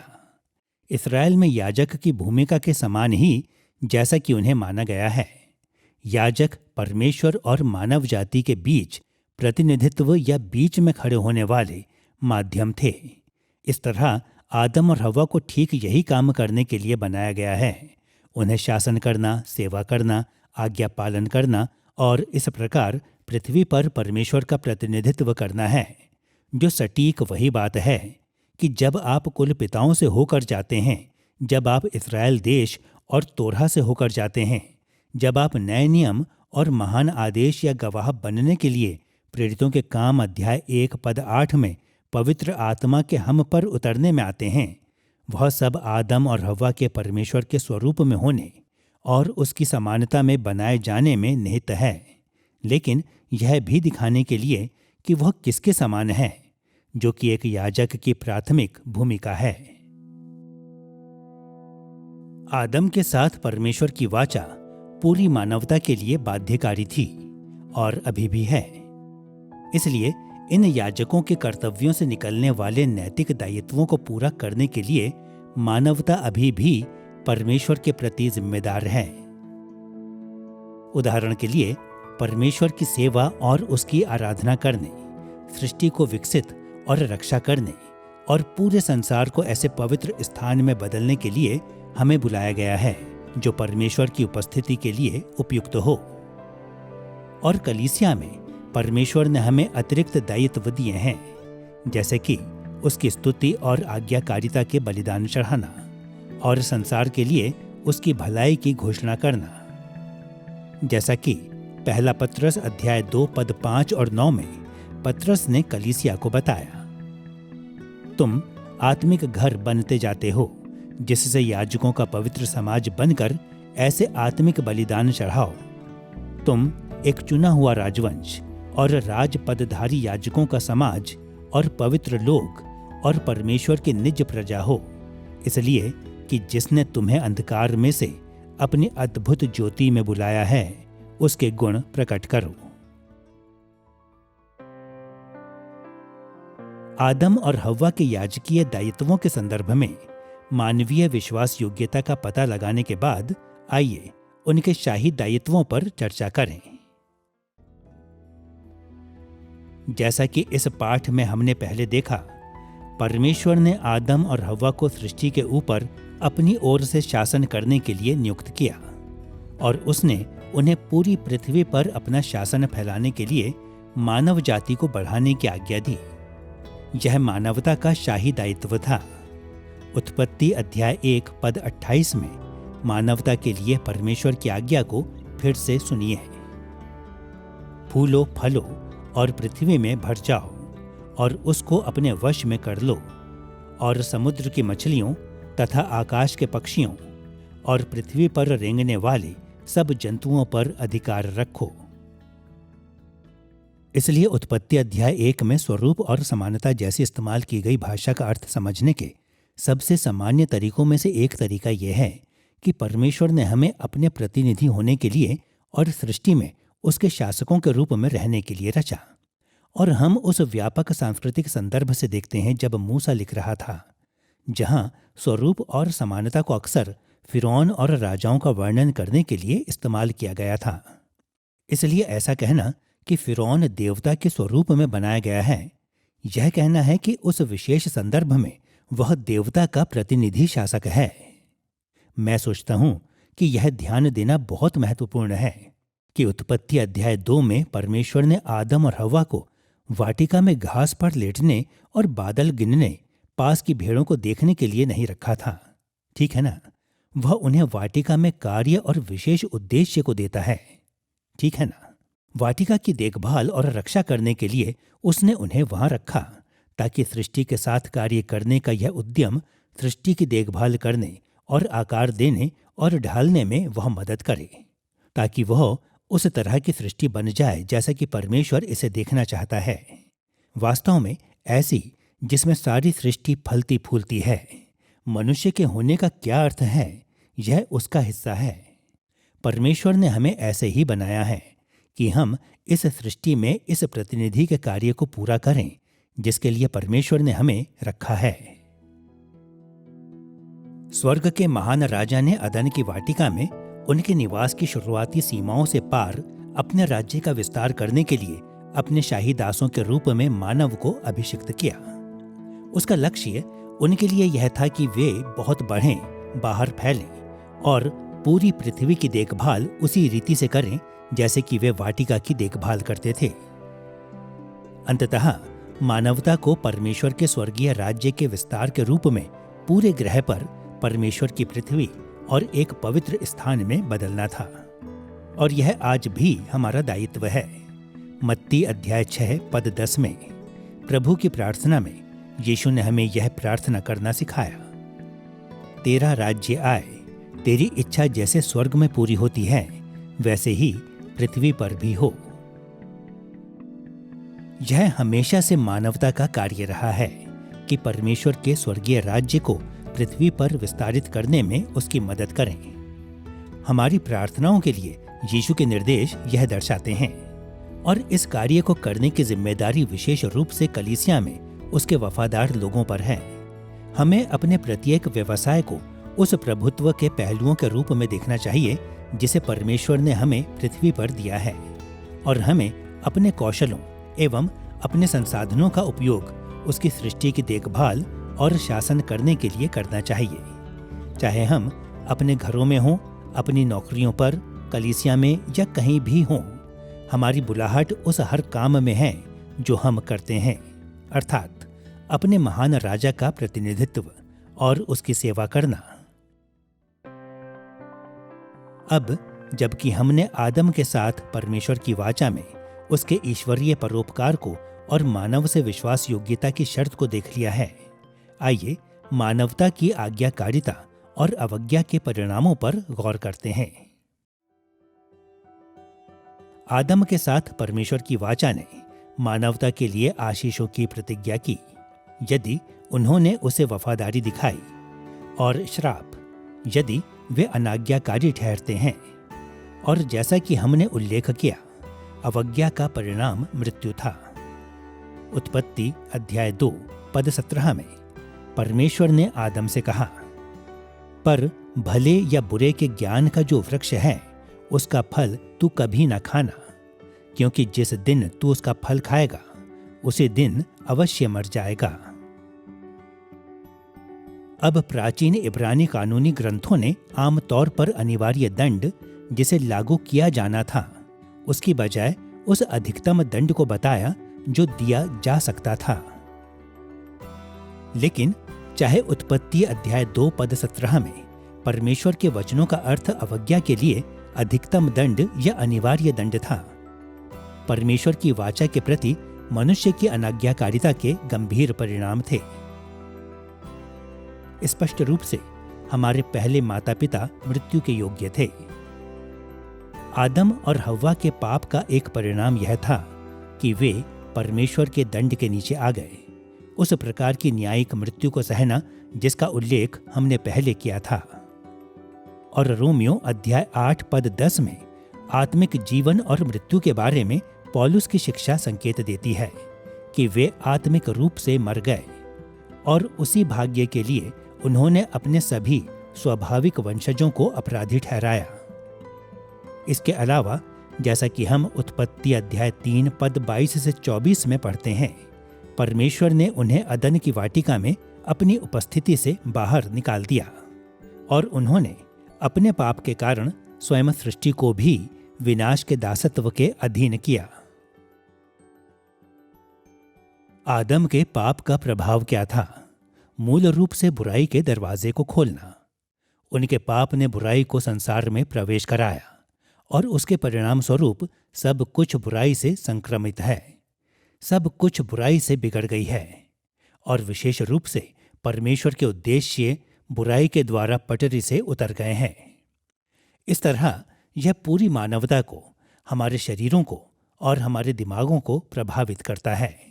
यह सृष्टि की बनावट को ही प्रभावित करता है, जिससे कि यह, जैसा कि रोमियो अध्याय 8 कहता है, व्यर्थता के अधीन है और अपने स्वयं के फिर से बनाए जाने के लिए तरस रहा है। और निश्चित रूप से संबंधों के रूप में यह मनुष्यों के समान एक दूसरे के साथ, लेकिन सबसे महत्वपूर्ण परमेश्वर के साथ हमारे संबंधों को प्रभावित करता है। और इस तरह बुराई ऐसी समस्या बन जाती है जिसका समाधान करने की जरूरत है। और जबकि अवज्ञा के सिर्फ एक कार्य ने बुराई का दरवाजा खोला, यह कुछ एक अंडे को फोड़ने के समान है। बुराई को कम करके आंकना बड़ा जोखिम का काम है, जो बनाई गई व्यवस्था के भीतर इतनी गहराई से बैठ गया है। यही कारण है कि आदम और हव्वा के पाप का कार्य बाइबल की कुछ ही पंक्तियों में लिखा है, लेकिन इसे उलटने का कार्य 1000 पृष्ठों से ज्यादा का स्थान लेता है। मानवता के पाप के सभी भयानक परिणामों के बावजूद परमेश्वर ने हमारे पहले माता पिता को एकदम से नहीं मार दिया। उसने उन्हें शारीरिक रूप से जीवित छोड़ दिया, और इससे भी अधिक पाप की उनकी नई दशा में परमेश्वर ने उनके लिए परोपकारिता दिखाई। मिसाल के तौर पर, जैसा कि उसकी धारणा से स्पष्ट है कि वे अपने बच्चों को विश्वास में पालेंगे, और उत्पत्ति अध्याय 4 पद 1 और 25 में हव्वा के विश्वास की अभिव्यक्ति से कि उसने उन्हें आत्मिक जीवन के लिए पुनः स्थापित किया। इससे ऊपर उन्हें उनके पाप के सभी परिणामों से बचाने के लिए परमेश्वर ने एक उद्धारकर्ता भेजने की प्रतिज्ञा की। यह प्रतिज्ञा सर्प के खिलाफ परमेश्वर के श्राप में प्रकट होती है, जिसने हव्वा को मना किए गए फल खाने के लिए प्रेरित कर धोखा दिया था। उत्पत्ति अध्याय 3 पद 15 में सर्प के लिए परमेश्वर के वचनों को सुनिए। मैं तेरे और इस स्त्री के बीच में और तेरे वंश और इसके वंश के बीच में बैर उत्पन्न करूंगा। वह तेरे सिर को कुचल डालेगा और तू उसकी एड़ी को डसेगा। वह उद्धारकर्ता अंततः मसीही होगा, जो वाचा को सिद्धता के साथ पूरा करेगा, परमेश्वर की वाचा के द्वारा आने वाली आशीषों को प्राप्त करेगा और अनुग्रहकारी होकर अपनी आशीषों को उन लोगों के साथ साझा करेगा जिनका उसने उद्धार किया है। अब उत्पत्ति में आदम और हव्वा का इतिहास आदम की वाचा की सभी आशीषों का स्पष्ट रूप से वर्णन नहीं करता है, लेकिन उत्पत्ति अध्याय 1 पद 22 और 28 अंतर्निहित करता है कि पृथ्वी पर बढ़ना और शासन करना स्वयं में आज्ञाकारिता की आशीषें थीं। इस विचार की पुष्टि बाद के पवित्र शास्त्रों के द्वारा की जाती है, जो संतान की आशीष की ओर इशारा करते हैं, जैसे कि व्यवस्था विवरण अध्याय 7 पद 14, पृथ्वी के ऊपर शासन की आशीष, जैसा कि दूसरा तीमुथियुस अध्याय 2 पद 12। आगे उत्पत्ति अध्याय 3 पद 22 से 24 में वाटिका से आदम और हव्वा का निष्कासन इरादतन था। कम से कम कुछ मायनों में जीवन के वृक्ष तक उनकी पहुंच को रोकने के लिए। यदि वे आज्ञाकारी बने रहते तो वे उसका फल खाने के योग्य होते, जो उन्हें परमेश्वर की संगति और तत्काल उपस्थिति में हमेशा रहने की अनुमति देता। इस तरह हम यह निष्कर्ष निकाल सकते हैं कि अंततः जीवन भी उनकी आज्ञाकारिता के बदले इनाम स्वरूप उन्हें मिला होता। और इस निष्कर्ष को रोमियो अध्याय 5 पद 12 से 19 के द्वारा बल मिलता है, जो सिखाता है कि यीशु ने हमारे लिए वहां सफल होकर जीवन प्राप्त किया जहां आदम विफल रहा था। इसके अलावा, क्योंकि आदम मानव जाति का वाचा वाला मुखिया था, उसकी वफादारी और बेईमानी के परिणाम सभी मानवता के लिए जीवन और मृत्यु की वजह थे।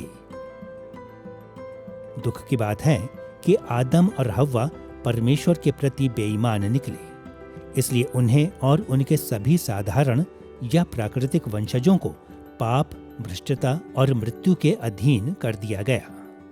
लेकिन परमेश्वर के दिव्य परोपकार का अभी भी बोलबाला है, और उसने अपने प्रतिज्ञा किए हुए उद्धारकर्ता यीशु के माध्यम से छुटकारे का मार्ग प्रदान किया है। शुरुआत में मनुष्य किसके समान थे नामक इस पाठ में हमने मानवता की सृष्टि को बाइबल की कहानियों और उनकी ऐतिहासिकता और बाकी सृष्टि के ऊपर मानवता की श्रेष्ठता के संदर्भ में देखा। हमने अपनी संरचना को भौतिक शरीर और अभौतिक आत्माओं के रूप में भी वर्णित किया है, और परमेश्वर की ईश्वरीय परोपकारिता, मनुष्य की विश्वास योग्यता जो वह हमसे चाहता था, और आज्ञाकारिता एवं अवज्ञा के परिणामों के संदर्भ में हमने परमेश्वर के साथ मानवता के शुरुआती वाचा के संबंध पर विचार किया है। सृष्टि किए जाने के समय मानवता में परमेश्वर द्वारा निवेश की गई गरिमा और आदर के बारे में सोचना आश्चर्यजनक है। जाहिर है, पाप से हमें बहुत ज्यादा तकलीफ हुई है, लेकिन मनुष्य के लिए परमेश्वर के डिजाइन को जानना उस पाप पर काबू पाने की, उसकी योजनाओं को समझने की दिशा में और मानवता और बाकी सृष्टि को उसकी इच्छित महिमा के लिए फिर से स्थापित करने में एक महत्वपूर्ण पहला कदम है।